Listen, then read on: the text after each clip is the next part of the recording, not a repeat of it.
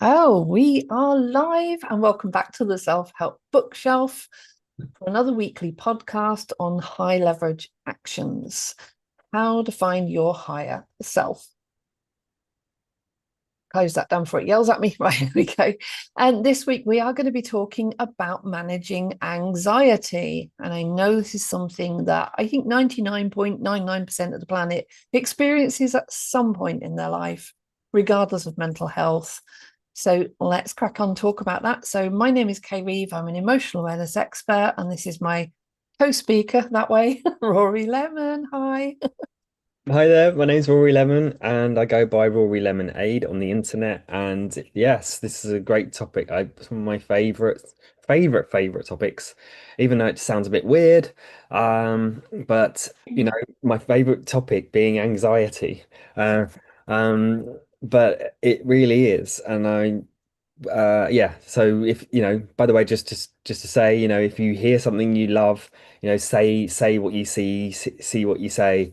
um and write it, declare it, speak it, whatever you want to do. But when you write in the comments, it really helps to share it with other people as well as reinforce the positive learnings in the moment. And so yeah, all that like, comment, share, all that stuff is so useful for yourself and us and everyone involved, getting a ripple effect of positive waves of high leverage actions.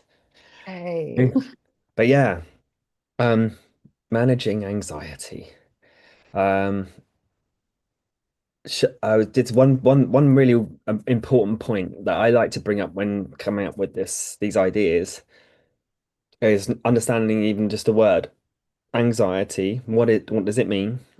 Um, and there's that ang part, uh, and like anxiety, even though it's not the same as anger, but it has an. It is a sense. It's a sense, and it comes from a Greek to be fixed. Oh, I've So, never even noticed they both start with ing. so they don't start with ang. They start with an. Oh, an. So of course, yeah, because it's anx. Yeah.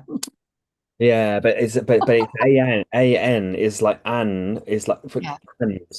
and is a joining word. So an is joining, and so the idea of things sticking, gluing, stickiness, stuckness.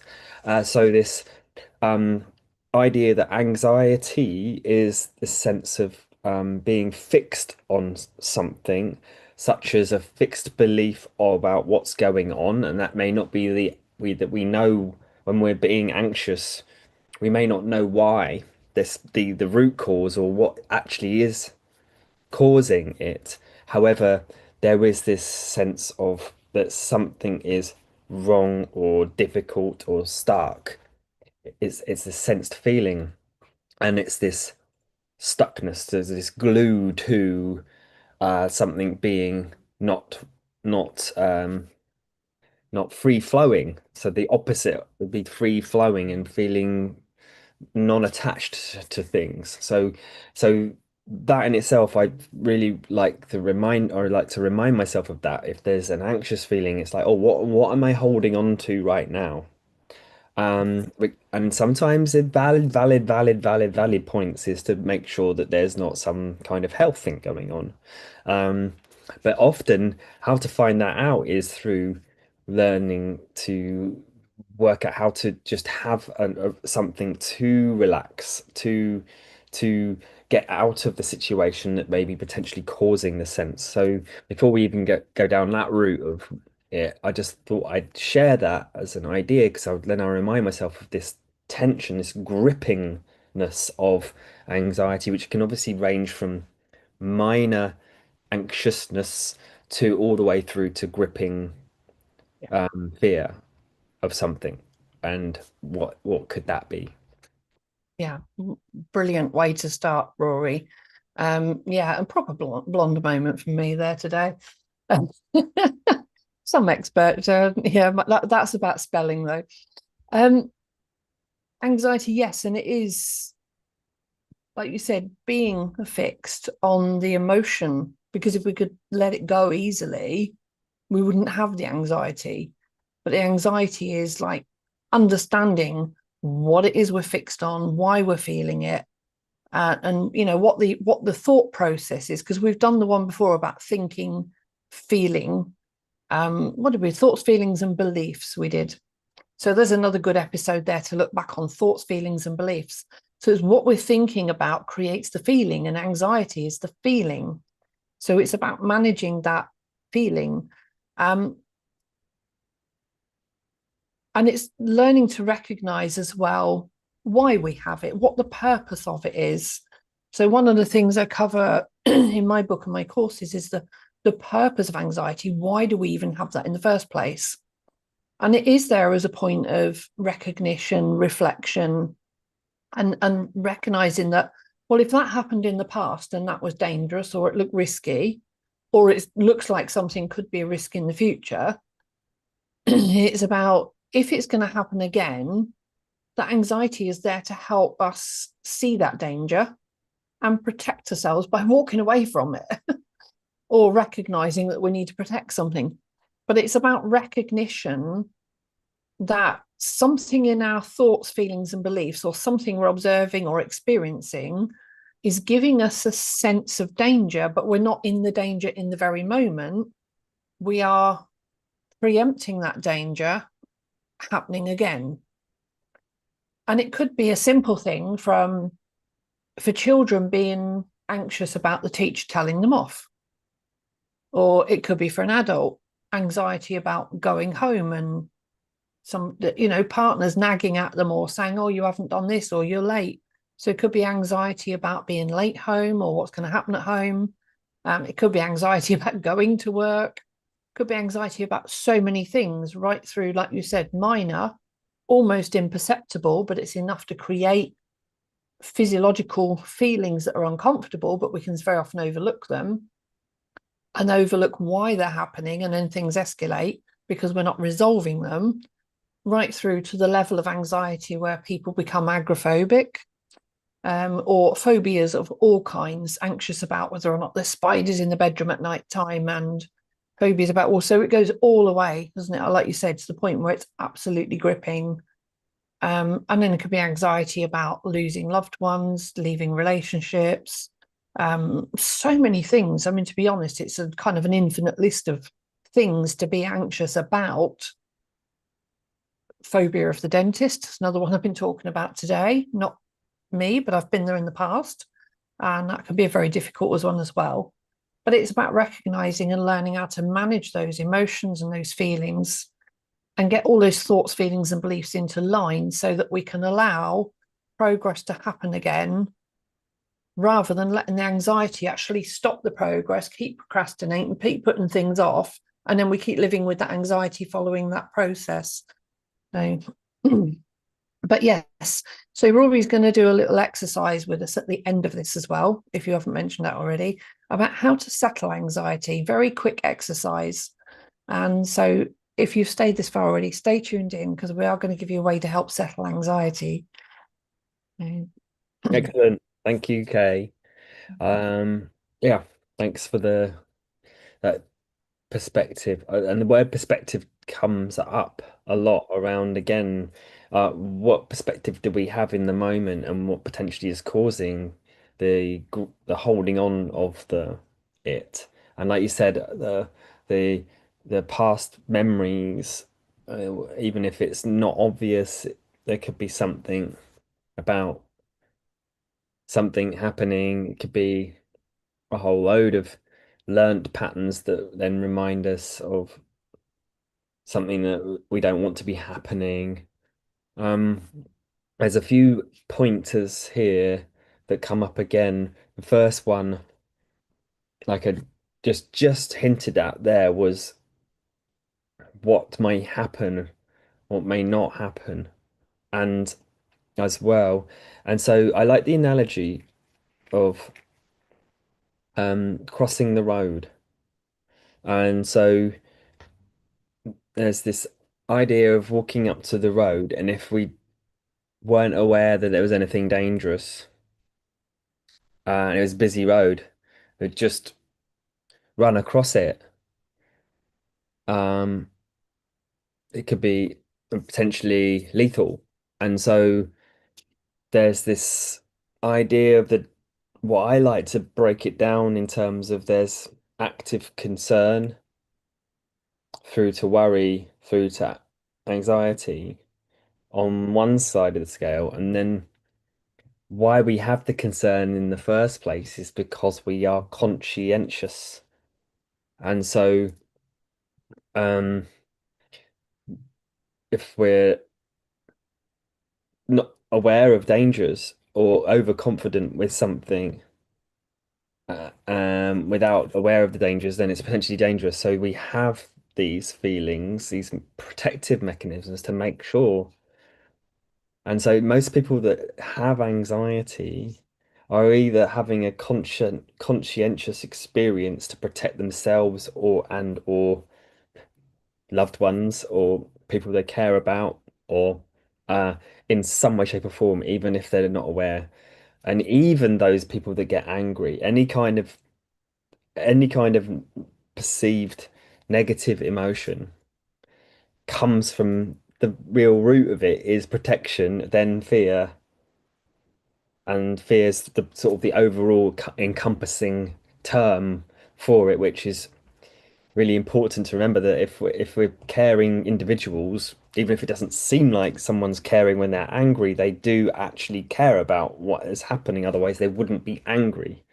Right.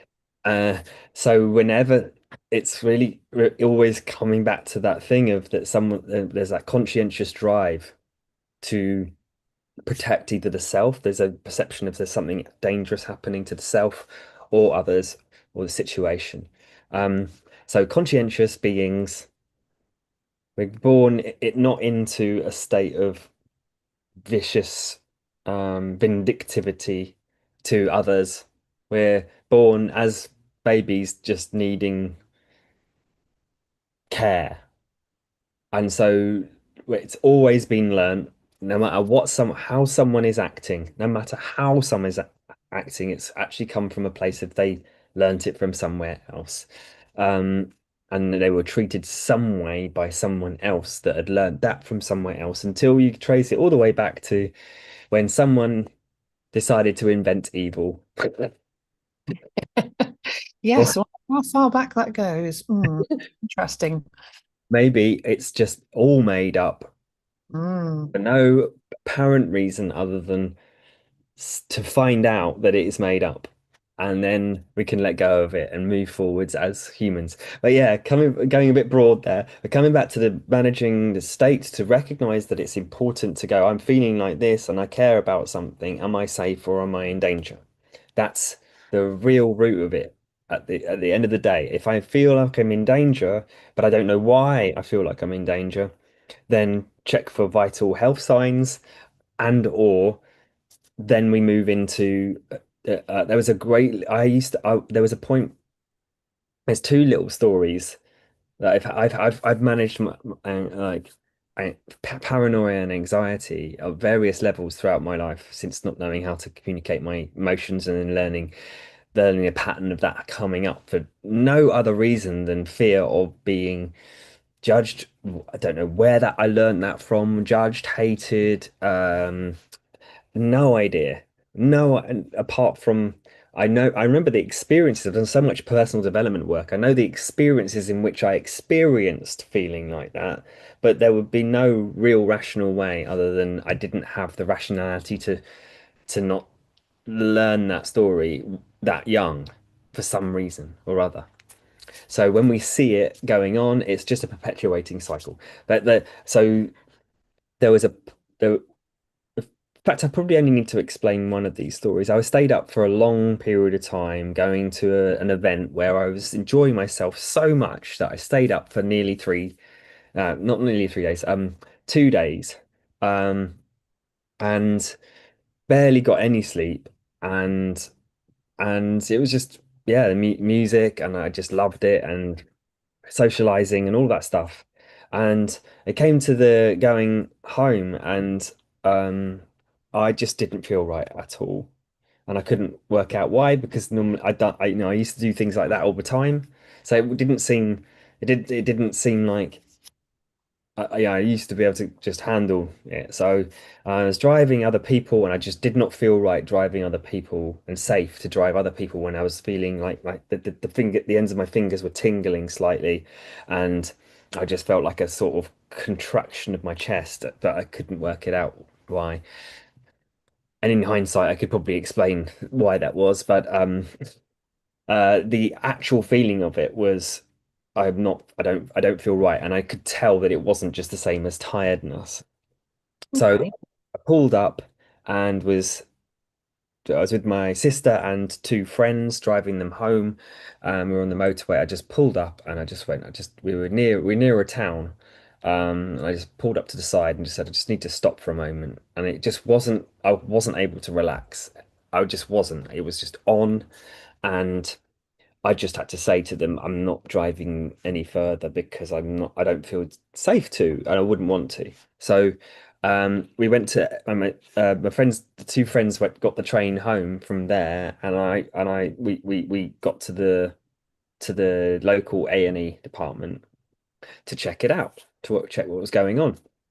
And it was a massive long line wait. It didn't wasn't necessarily getting any worse. Maybe it did feel a little bit like it was getting worse, but not too much, not too quickly. Um, but I was just trying to rest. I was just sitting in the seat. It took like an hour and a half to get seen. Uh, and then they checked for shortness of breath and blood pressure and all the usual things to check about heart, because I was a bit concerned about my heart. Um, and they said one of the first signs of a any kind of heart attack is shortness of breath before even like pain most of the time, especially potentially for someone as young as I was at the time. And and they said your heart is fine. And I did say that I'd been up for ages, and they said my heart was fine, and I was okay. And within 5 minutes, 10 minutes, everything melted, relaxation came in and went away. I thought my perception of what was going on and the worry, because it wasn't normal, all built that up and was keeping all of the feelings and the symptoms there. I didn't feel totally right, and was, that's the kind of embarrassment or whatever, at the time. And we found somewhere local to stay, and I just slept, and I was all right afterwards. And so it was it was fascinating to experience. And that was, yeah, there's plenty of other stories I could go into right now, but I've had panic attacks where I just couldn't. I knew I was under stress, but I but I didn't have a physical reason. I just wanted to get on with things, but I couldn't. And I picked up a book called The Little Book of Buddhism or something like this that I've been given. Yeah. I don't know why I was drawn to that. It's really weird. I checked out because it's a tiny book. It's really easy to read, and I was feeling really panic attack. And and I read loads of things. I just checked it all out, and so I did a number of things all at once, which was um, change my clothes and I had a shower, then I changed my clothes, and then I hoovered everywhere and Okay.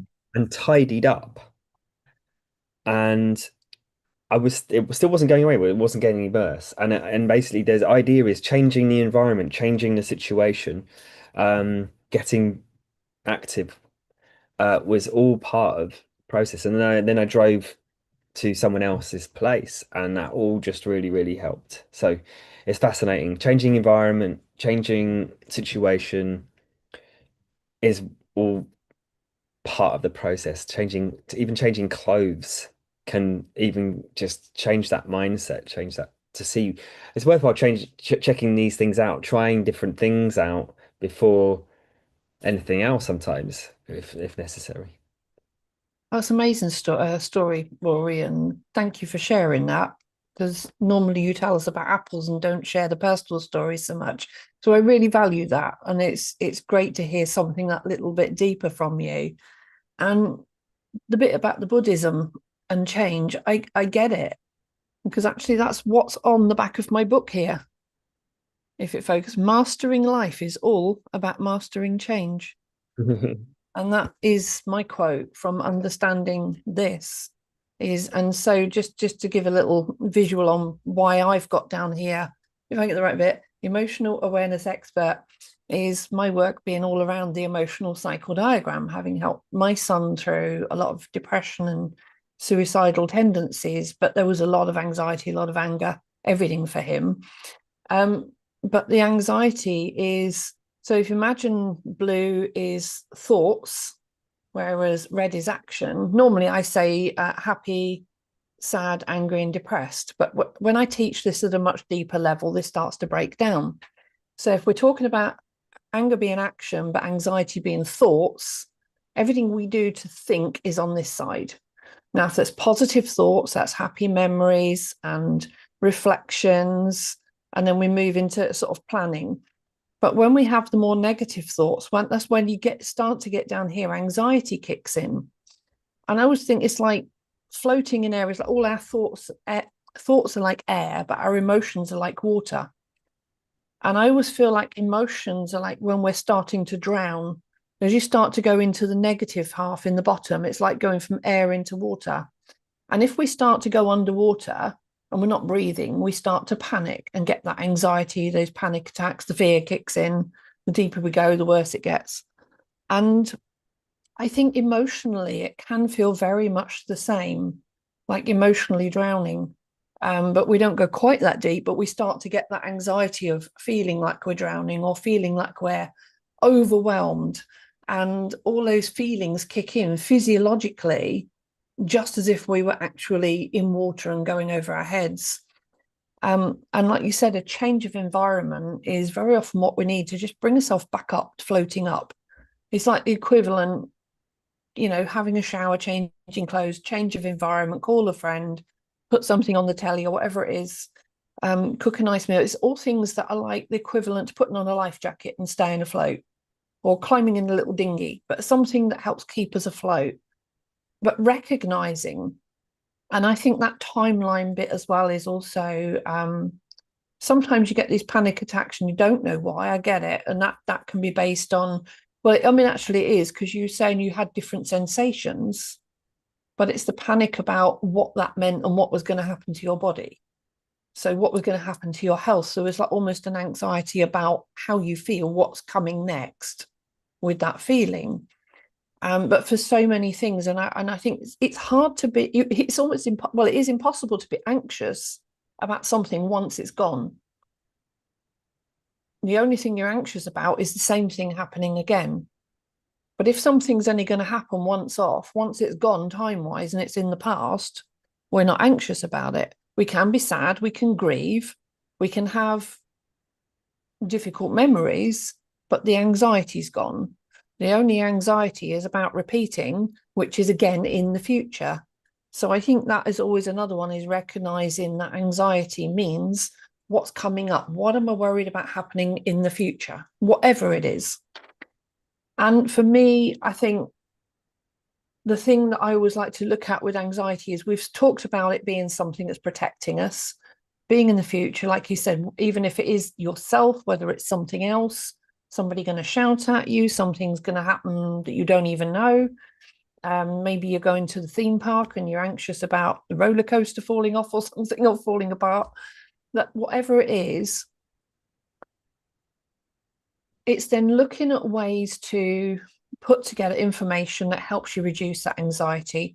So whether it's learning or training, an analogy, I can't remember which episode, and I know I've talked this little story through, or this analogy through before, is I talk about it more in terms of panic anxiety rather than the low level or longer term, is imagine the scene of a car crash and there are three people that attend that scene of an accident.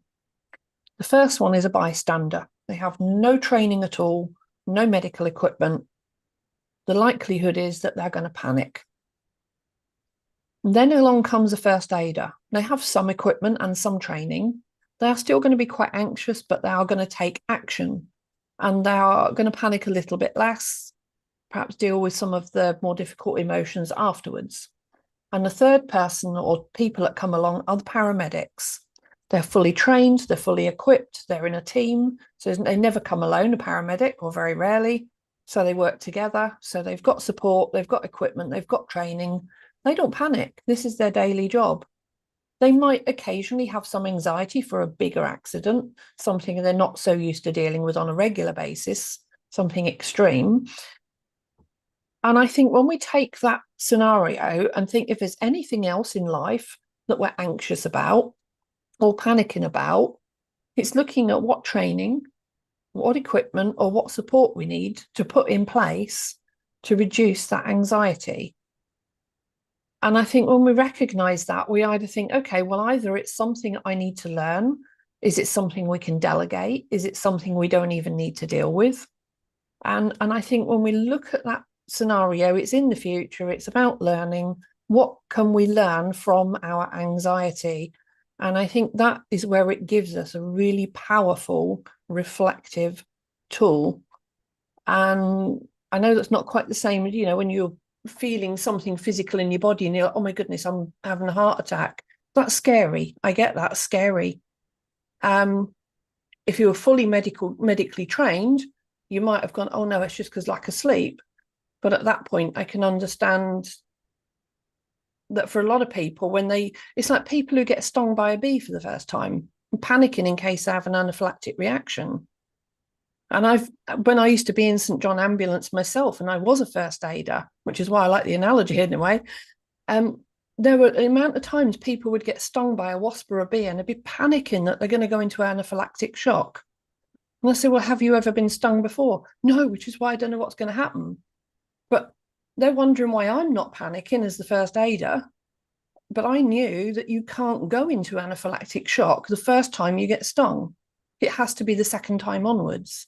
So long as it was the first time they're stung, I knew they were safe. But they don't know that because they hadn't had the training. They're only experiencing minor knowledge. And sometimes a little knowledge is more dangerous than a lot of knowledge. And so they'd be panicking about this wasp or bee sting that wasn't going to do them any harm at all on this occasion. But we'd still obviously treat them, treat the sting, reduce the pain, calm down. So a lot of the time, the first aid was more about the anxiety than it was about the pain. But yeah, it's knowledge, a little bit of training and some knowledge can be too little and do more damage at times and create more anxiety if you haven't got enough knowledge versus having enough to go, actually, here's the situation, this is what happened, it's never happened before or has before, and being able to assess all the information enough to decide not to panic in the moment and help the patient and not join them in their scattered moments. Yeah, I hear you on that. Um, yeah, I think it's yeah, like all the points you brought. I think there's one point around that is that it can still be very different for when it's the person experiencing their own feelings and thoughts as well. So yeah, that's the only extra thing is like yeah, I see your points around knowledge and sometimes too much knowledge. I've overthought all of the things as well in the past through knowing Oh, stuff. God. Um, uh, by thinking about all these different things and what it might be, and but either way, yeah, it's important to honor those feelings. That's what I like to say. Honor them, acknowledge them, honor them, and see what can be done for to manage it. And managing it, often we're talking about managing it, it's often the thing if it's reoccurring and less acute, or if it's acute and stronger, Mm. or if it feels like it's ongoing and doesn't want to turn off but more tension, then then there's so many different things I could mention about that too. And um yeah, just as some simple examples would be um how would I put it? I think for me, two of the biggest causes of anxiety are time and money. they're the ones I see people like people are panicking because they're going to be a few minutes late for something and end up causing all sorts of problems on a journey for the sake of calming down and arriving a few minutes late. And they say better late than never. That's where that's come from. And money is a big anxiety trigger when people like, where is the next money coming from? How am I going to pay the bills? Uh, Yes. And it's amazing. It's amazing to to even touch on those topics. That's like what is apparent in the moment, yet there's always choice. They're probably the things that are not really they're not really what's going on, in fact. And that's the real interesting thing around blanketly saying a whole thing that represents like saying it's the ocean rather than the lack of water that I have in my cup or whatever it is. And what to do about it in the moments. Yeah. So anyway, yeah. Without going too much into detail, those are the go-to things to say because actually it's almost easier to blame those things than actually understand that in any moment we can mm, relax to do if it's more a case of an excuse that feels like a tension that's causing anxiety rather than a more metabolic process that's happening in the body like you said about thoughts as opposed to emotions and chemical imbalance in and so there's so many reasons why we might feel anxiety, and that's a good thing to say is remembering if it's a more of a thought than we have choice. If it's a metabolic thing, it's more about what action can we take in each moment. So with that process of what actions can we take, I would say that shall I oh yeah, should we list a few of them? yeah, if you like. Yeah. Just say with the time and money for me, that's why I'm saying they're triggers. They're not causes of anxiety overall, but that they are factors that trigger anxiety with whatever else is going on linked to the time and money. So thank you for bringing that up. That yeah, that is slightly more well, a lot more complex, but Yeah, key points to recognize first off. Yeah. yeah. Um, yeah, so the a very quick synopsis of things that could be done around it. Physical movement could be actually almost using up the nervous energy. Yep. So like a shaking thing. There's a thing called trauma releasing exercises, which is a very specifically guided exercise to actually get the body to shake like if it was to replicate being in shock from before when animals go into high level stressful situations they shake it off or stretch or do something immediately, whereas what's happened is we've learned patterns to just repress that action and then it's stored somehow. I don't know even know how to even describe stored emotion, from a perspective of what actually is happening because it's just fast. That's I mean it's fascinating and I've studied it to an expert level, but the point being is like it's still like how do we experience a memory?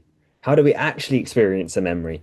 Where is it? Where is the memory? I mean, it's like it's fascinating how we can imagine, picture, and experience something or think of something from the past and actually imagine being there again.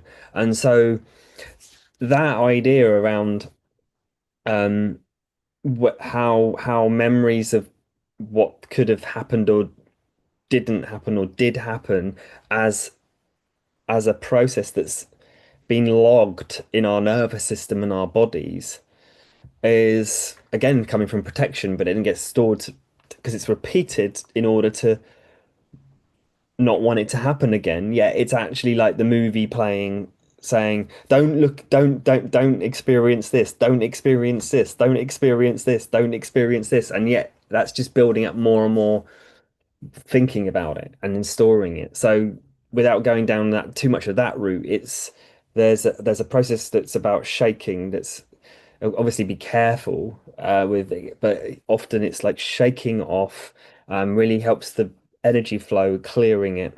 Then there's obviously things like um, tapping and rhythm. So rhythm and bouncing, we would dance potentially, and the rhythm to dance or bob, or just even a sense of simple tapping, EFT, when you can go around different places and tap, but that sense of rhythm, nothing happened in between each beat, which means there was nothing dangerous happened. Nothing dangerous happened, which tells my subconscious that I'm safe and repeats the space of I can actually it can be it can actually go to places in our minds in in guided processes or safe ways to remember things and tap at the same time to go, I'm thinking about that thing that happened before, but now I'm thinking about it, I'm also creating a sense of safety and remapping that it's safe to think about that rather than it being dangerous to think about that. And so that's again why EFT tapping can happen and can work. Um, the final thing is like concentrating mindfulness, concentrating on the breath, staying in the moment to almost like remove ourselves from it rather than think about it further and just to let it calm down. And then there's the metabolic stuff, like again, like showers or moving water to create electron movement. Maybe there's not touching the earth and or touching moving water that gives us electrons. Our muscles and nerves fire off electrons. So that's really essential, like nutrition and things like that to give us raw power, raw energy, raw foods. And then the last piece on it around metabolism is when we're breathing faster chronically over and over time, we remove the so much CO2 that the brain gets used to this much being too much rather than this much being too much. When there's this much CO2, not too much. When it gets more, like with movement, exercise, or breathing, faster to like holding the breath or moving, and the CO2 goes up and past this marker point that's got down to here. Like if I stay away from salty foods for years and then I have the tiniest amount of salt, it's going to feel like really extreme. Whereas if someone eats lots and lots of salt every single day, they just gets used to that much and everything else tastes less salty because they haven't had that much salt. So it's the nervous system getting used to whatever's used to. So that's why chronic things um uh can be just a mess, a muscle memory, a messy, a, mu- a messel, Muscle memory. muscle memory pattern of things. So if CO2 is low, then we can't actually access the oxygen we need, and then the oxygen helps to get exit energy places, and it's there's so many different things to talk about here. But breathing slower helps more CO2 to come in to help with the oxygen to get to the heart, to get to the lungs, to get to the brain. It's a breathing slower. Also, nitric oxide is a relaxation, a vasodilator, and a relaxing. So breathing slower, breathing lighter, breath hold work, and I could go on and on about this, but they're all things to do with managing. But Uh, obviously not to a point where somebody then panics and goes into hyperventilation the other way, because I've experienced that. Or when I was in my late teens, the hyperventilating, where I thought I was going to have an asthma attack. So I panicked because I was chronic asthmatic. So I panicked about the asthma attack, we end up hyperventilating instead. So and then you do get all the whole body tingling, not even just fingers, but the whole body. And that is a very weird experience. yeah, um, the hyperventilation. yeah. What that does, again, that's faster. It's actually loss of CO2 than too much oxygen. So Mm. hyperventilation causes CO2. That's why they put the bag on. Is they're breathing slow and breathing through a paper bag is to bring CO2 back in the system, not put more oxygen in. Yeah. In safe levels, and ask for guidance. And if you're not sure how to do this, contact Rory. don't try anything dangerous at home, please, like holding your breath for 5 minutes, because that's no good at all. It is small doses, like just slightly longer breath holds. Not we don't want to suffocate anybody with this program. It's not, But it's no, not, that's fantastic. It is. it's not actually the CO2 that would suffocate anyone. It's the perception of it being dangerous. That yeah, yeah, yeah. It would be entirely impossible to suffocate by trying to hold breath because the nervous system Yeah, would just make more breath. So yeah, it's takes over. Yeah, but yeah, a little bit knowledge. So if you want a bit more knowledge and the right knowledge, contact Rory. That's why we're here. But yeah, the breath work absolutely important for calming anxiety. And there's different breathing techniques as well, from the tummy, the chest, from like breathing into different parts of the body, as well as the length of breath and the frequencies of breath. And there's so much to it. And I've not even studied breath work, but I certainly know Rory's way ahead of me on that one. So fantastic. And honestly, you've got some really great shares today. So I'm just trying to think if there's anything else I can reflect on this before we wind up. So we've talked about past, future, health, and I think, yeah, the other one would be when you're saying about food.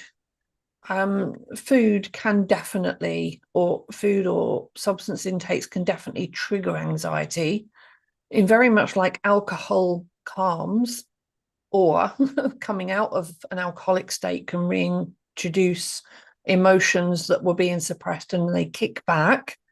There's certain drug substances which can trigger anxiety at a very, very high level and have a very negative reaction. And I've heard out in the streets people being picked up by ambulances where drugs have gone wrong, and it's not a state anybody wants to be in, believe me. So simple answer is don't do the drugs. But then there's also a lot of other more subtle things, like we're talking caffeine. If somebody who's drank perhaps 6 cups of fresh coffee in the morning is probably going to be in a quite an it might not be an obvious anxiety state, but quite a high nervous agitated state by the afternoon, unless they've got a lot of energy they can get rid of to reduce it. And I know I've certainly experienced it where I had a lot of panic attacks and anxiety. It was very, very high level anxiety a few years ago. Now, being an emotional awareness expert, I was going through all the reasons why I would even have this anxiety, and I couldn't get to the root of it all. And I couldn't understand where it was coming from. So I figured, like Rory was saying earlier, worrying where all that tingling was coming from. I had so many symptoms going on, but was highly anxious. I figured it must be something medical, but I couldn't my GP couldn't figure it out. I was tested for heart attack. I was tested for stroke. I was tested for Alzheimer's. And in the end, I got private testing done, and it turned out to be food allergies. So sometimes if you have really genuinely worked on yourself and been through all of the steps and the processes to try and eliminate anxiety, and don't give up and don't just think it's the emotion itself is the issue. Sometimes the emotion is the symptom of what's going on in your body, and it can be a more advanced thing. But at the same time, all those feelings of anxiety could be related to something external linked to thoughts, feelings, and beliefs. And I think the simplest example I can think of is about health, how we feel when we're that internally anxious, is like somebody would feel when they're about to be sick, when they're about to vomit. And you get that sense of anxiety beforehand, which is why you dive for the bathroom before it happens.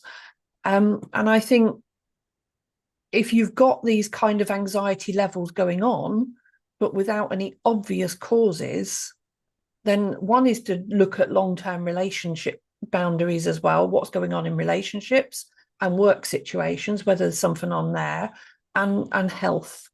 So if it is really becoming chronic for you, get support and look at relationships, work, health, family, and look holistically at everything, and not just assume that you are a nervous, anxious person by nature. It's genetic. Everyone in your family's like it, because anxiety nearly always has a root cause. And somewhere in there, it's keep digging until you find your root cause. Once I found mine, made a huge difference. but mine was a very exceptional one, and it took a few years to find it, but we got there. But it was knowing that every human being on this planet is driven to find happiness. We're all driven to want to be happy. And if we're not, why not? And keep digging until you find the answers, and don't assume that not being happy, whether it is anger and frustration, depression, or anxiety, but don't assume that's your life. That's what you deserve. You're not worthy, because everybody is worthy of happiness. Everybody deserves happiness, and everybody's capable of it. We are here to help you. Reach out. Thank you, Kay. That's awesome. Really appreciate that last bit. Yeah, really important. Thank you. Yeah, it's we can do a quick 2 minute exercise. And it's obviously not there to try and fix anything because anxiety is trying to fix something. It's actually more to try and let go and just if there's some thing that again needs checking, check it. But with this, it's just a case of have a play. Even it's even better to play with it when you're not feeling anxious to feel the difference because ideally we're going from that sense of, like you said, chronic all the way through to feeling more acutely anxious to get to back to neutral. We want to get from once we can get to finding that root cause of what's going on, like you say, and then we can move towards high leveraging. It's actually the same exercises that go what we often will just I've done it lots before where it's just rescue remedying back to feeling normal, and then that normal is I'll just put up with whatever I'm actually think I'm supposed to be doing in my life rather than this is the baseline. This if I'm feeling neutral and even just generally a bit like happy with my life, but I'm still going to and fro, then there's another level to that which I'm really excited to we can always talk about, and which is the creating vision and focusing on those projects that really drive what we do want to see for ourselves creatively and in the world, which is what I love to help people with. So yeah, yeah. Let's Anyway, be creative about calmness, curious about calmness. I meant creative and curious about calmness. There we go. nice, excellent. All right, so um, yeah, we'll just do a really brief, quick example of there's the idea of like noticing a body. And to notice that, remember those feelings, any feelings are always there to go, hey, listen up. It's trying to say, hey, listen up. So any feeling is there to go, hey, I want you to pay attention, but it may be that it feels too strong. So it's actually sometimes going to the place that feels good and not letting, and knowing that we can control where our attention is going. So if we're feeling upset with something, then focus on what feels warm and good in the body instead and just stay focused on that for a moment, even just that. And then that could potentially start creating a sense of relaxation in the muscles, knowing the flow of the blood flow, the energy flow in the body, and just being aware of as a breathing a little bit slower, a bit lighter. Doesn't matter how you're breathing, just to let go into the sense of enjoy what you can enjoy about a breath right now. Like maybe that there's a stretch of something as you breathe in and just feel the stretch and then let it go. Almost like just relaxing and the breath out just happens through relaxing. And again, just a bit slower breathing in. This slower breathing rate than normal will actually start telling the nervous system to calm the heart rate down eventually.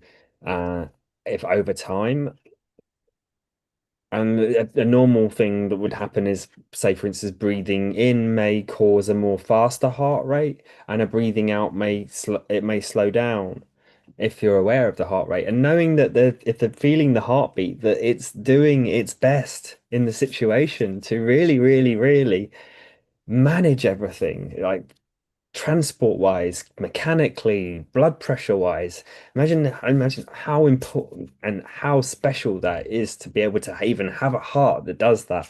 and to breathing in a bit slower, relaxing, knowing that when you relax the muscles, that the heart is there doing its best, even if it's a bit faster than it should be. That's okay, that it's doing its job. And that you can also notice that it's there to like feel into what you do want to happen, what's important to you, that your health's important to you, that your life's important to you, that your relationships are important to you, what's important to you, that you love about life. Maybe just switching your attention to what about that for a moment, and then breathing out again. And even that just maybe is starting to relax a little bit more. And maybe if it's a bit more, if it's still feeling a bit more tense or something, then tap on an area of the body that feels like it needs a bit of a wake up or a relaxation or just getting a bit of more energy flow to that point. Wherever it is, across the collarbone is quite nice if it's comfortable to do so, if it's not painful or anything. Just breathing in and breathing out. And just noticing that rhythm, that tempo is there saying, hey, it's safe. It's safe to relax.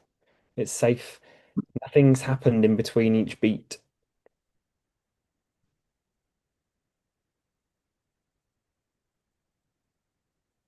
And even just that little bit of slowing the breath is going to start bringing the CO2 back in a little bit more, which is going to start giving a bit more oxygen to the brain, the heart, the body, the muscles. We didn't even get round to even talking about music, but managing anxiety with like relaxing music is so useful. So, so useful. Soothing musics, whatever helps you to speak, but not necessarily lyrics. Something that really feels like it's soothing and relaxing can help. Make that next episode. Yeah, definitely. Oh yeah, we can really go into that. I just did a little course on music as medicine, which is amazing. But yeah, Oh, I love that. Mindfulness and mindfulness music. Love them. yeah. So yeah, you can play around with the going around the body with a bit of tapping and seeing what's happening. Maybe just check in now. Just a relaxing and noticing the Sorry. difference between what we just did just then and now. And maybe you could keep going if you wanted to for a bit longer, but even just that 2, 3 minutes is just a good example of knowing that you can create safety, you can create feeling into things, and knowing that they don't actually mean what they mean unless they really are what they mean. But if we don't know and it doesn't matter, if it's just a memory, then it can be calmed, forgotten about for a bit, just for a bit, and see what that's if that makes a difference, then you know that it's probably that's all it is. Need more, a bit more CO2, a bit more relaxation, a bit more um, uh, focus on what's working, focus on all the what's useful about the body, that it's doing its best, managing the mind and the body. It's doing its best to manage all those protection mechanisms. And so, thanks for listening. Thank you, Rory.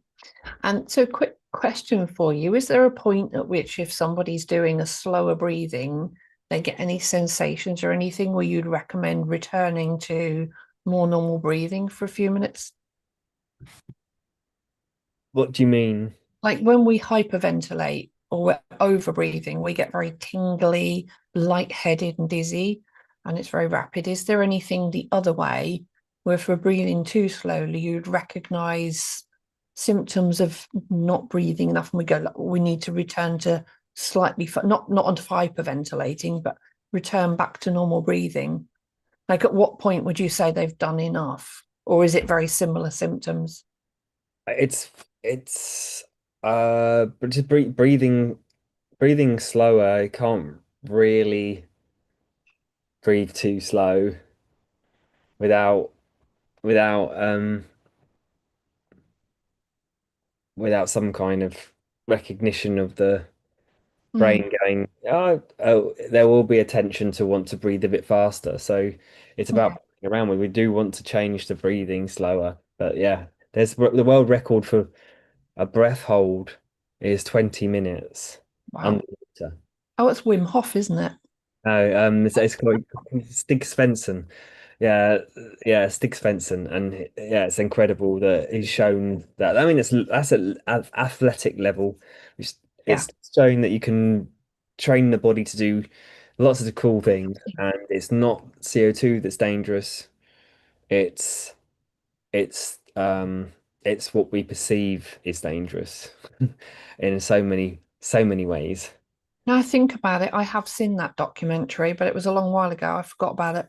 But yeah, I need to say the other one who's very good at the breathing to really control, and he's done it sitting on icebergs in his underwears almost. He's Wim Hof was the other one, isn't he? Very, very Yeah. much about controlling the breathing.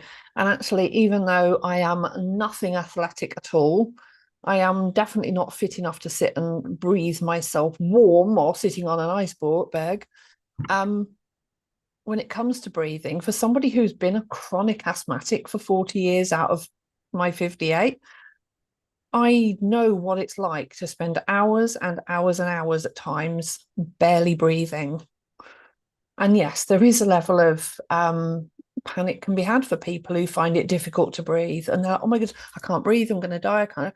But because I grew up like it, and I very often would be days on end with these spasms of really tight breathing and my peak flow. So if anybody doesn't know what peak flow is, you have a meter, and if you could blow out at your hardest possible rate for a minute without stopping, it's how many liters of air would you blow out in that minute? And this little meter you just go into, sort of open mouth, it blows and gives you a reading of how many liters of air per minute have come out if you can sustain that rate for a minute, but you only have to do it as a quick puff. And mine should have been around 550 as a teenager, young adult, but I'd very often be down to about 100 and 120. So I could very often be hours with like a fifth of the amount of breath I should be holding. Now, they say that asthma's dangerous. People die from it all the time. And yet I never believed I was going to die from it, apart from maybe once, twice. There was twice I actually felt close to that. Um, but yeah, when I think about it, so long as you can get a small amount of air in, you will survive. It's amazing how much the body will adapt. And so for many, many, many years, I always thought that my brain wasn't particularly as functional as other people's because of lack of oxygen. And I'd believed that most of my life as well until I learned I've got ADHD and cognitive function issues around that. And it wasn't to do with the lack of oxygen at all.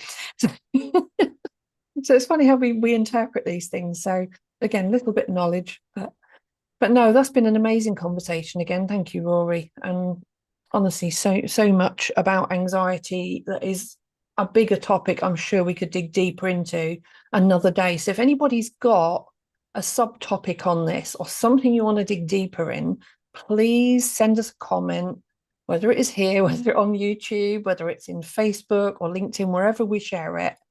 Please ask if you've got questions around anxiety, if it's around a particular activity, a particular lifestyle issue, something to do with health, something to do with, I don't know, going to school, education, university, whatever, job interviews, whatever it is. If there's something you want to talk about anxiety, let us know.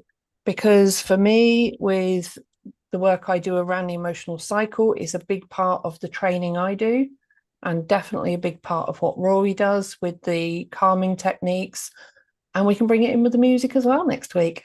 But let us know and we'll add it on the topics list either way. Brilliant. Awesome, awesome. Yeah. And any highlights, just yeah, what have you liked about it? Because that's always useful too, repeating and learning the cycle of learning. So thank you. Thank you, thank you, thank you. And to you, Rory. And so, just to sign out, because we didn't say much at the start, I am Kay Reeve, emotional awareness expert over here.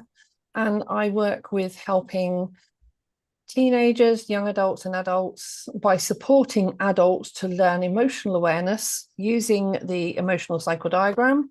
Because I realized my son couldn't understand his emotions because he couldn't see them.